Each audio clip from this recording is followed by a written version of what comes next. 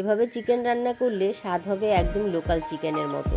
তো এই যে দেখো আমি চিকেন নিয়ে নিয়েছি, এর মধ্যে ধনে গুঁড়ো, জিরে গুঁড়ো, হলুদ গুঁড়ো, পরিমাণ মতো লবণ, কাশ্মীরি লঙ্কার গুঁড়ো, আর দিয়ে দিলাম কাঁচা সর্ষের তেল, আর দিয়ে দেব আমি আদা রসুন আর কাঁচা লঙ্কার পেস্ট। এরপর ভালো করে মাংসটাকে মাখাতে হবে। মাংসটাকে এমনভাবে মাখাতে হবে যাতে ওর ভেতরে মশলাগুলো একদম ঢুকে যায়।